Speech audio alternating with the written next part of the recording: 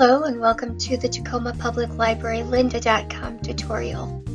My name is Monique and today we're going to learn how to log in and navigate this resource. Go to the Tacoma Library website, that's tacomalibrary.org, and click on the drop-down arrow for Online Library. Then click the A to Z eResources list,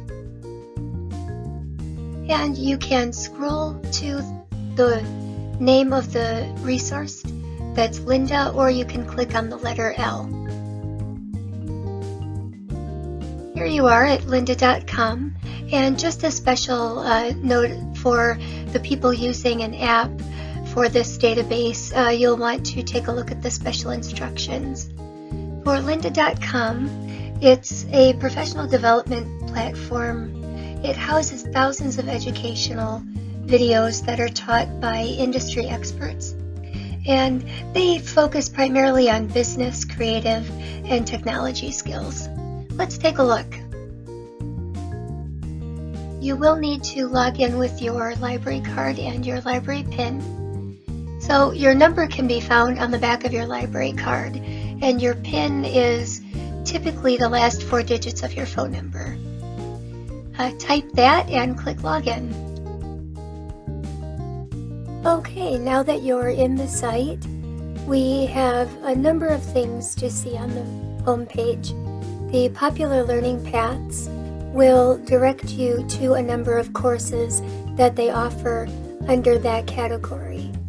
There are search boxes at the top, and if you create an account for yourself, like I have here, you'll be able to identify your playlists, your history.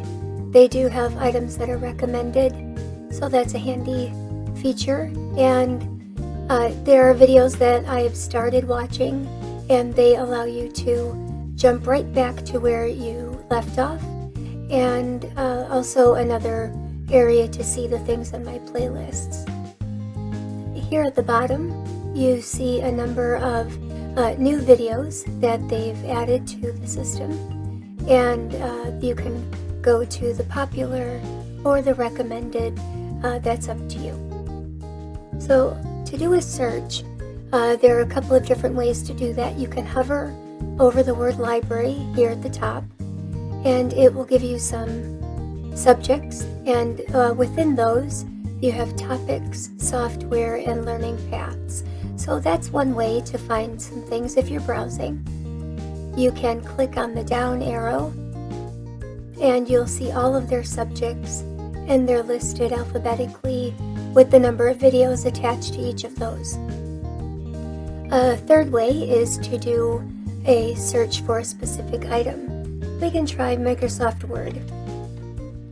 And as you can see, as I start typing, options are already being formulated, so I'll click on that and see what's available.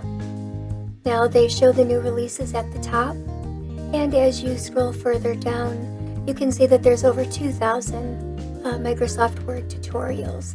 Now it's a little bit daunting, so let's try to narrow it a bit. I would like to look at a video that's for a beginner, and I don't know any of the authors yet, but I do know that I have 2016 for the version on my computer. So we'll select that, and then as you can see, it narrows your options quite considerably. And we'll click on the title. It does give you a bit of information to show you a little bit more about the video, or if you want to watch the video but not right this minute, you can add it to your playlist by clicking the plus. So let's take a look at what the video itself looks like. So as it opens, you see that it covers the screen, and it does give you an outline of the program. So if there is something in particular that you would like to learn, for example, finding and replacing text, you can click right on that, and that will take you right to that section of the video. Here's your instructor, and if you click his name, it'll give you some information about him. There is a transcript for each of the videos. You can view it offline if you'd like, and they do include additional exercise files, and the Tacoma Library does include those, so you're welcome to use those at any time. It reiterates the fact that you're in a beginner level, how long the video is, and how many views it's had by other people. The transcript you can go to, and as the person is talking, it will highlight the information. And let's see, there are some additional, these show the subjects that this would be under if you're interested in any of those, as well as what software you're using. They do have some suggested videos at the end if you're interested in learning more. So let's begin by playing the video, and you have some additional features here as well. We'll pause that for a moment, and you have the option to slow down or speed the volume at which the presenter is speaking, which can be very helpful. You can also have closed caption if you'd like. You can make this full screen if that is something that you prefer. And let's see, you have a few more settings to change the quality of the video.